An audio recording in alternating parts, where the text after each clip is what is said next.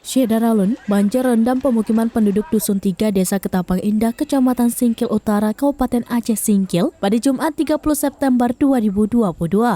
Sejak 2 hari terakhir, hujan dengan intensitas tinggi terus mengguyur Aceh Singkil sehingga ketinggian air terus meningkat seiring datangnya banjir kiriman dari hulu sungai. Setidaknya ada 12 rumah penduduk di kawasan tersebut yang terendam banjir.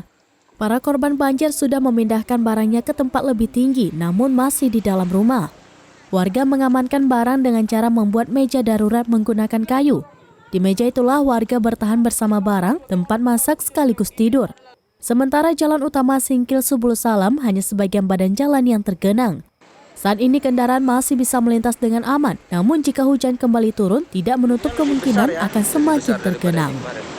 Ini akibat banjir ini apa aja yang terendam nih Pak? Ya semua alat perabot rumah pun tenggelam. Jadi untuk beraktivitas pun kita agak kesusahan, kesulitan gitu ya kan. Jadi di dalam rumah itu kadang-kadang nanti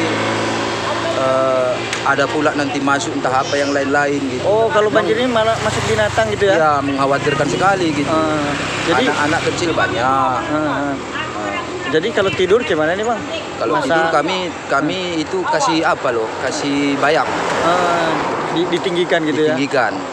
Kalau masak sendiri sejauh ini bagaimana? Masak itu pun ditinggikan juga pakai kompor gas gitu. Cuman aktivitas terganggu Bang ya? Aktivitas terganggu, sama sekali terganggu. Oke, harapannya ini Bang, harapannya bagaimana?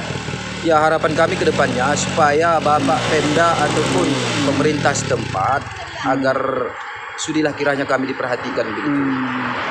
Untuk bantuan tangkap darurat bagaimana ya Bang? Belum juga ya? Ya belum juga meluncur sampai sekarang ini. Namanya Bang siapa Bang? Nama saya Jeffrey Nenggolan. Oke Bang. Dari Aceh Singkil, Dede Rosadi, Serambi On TV.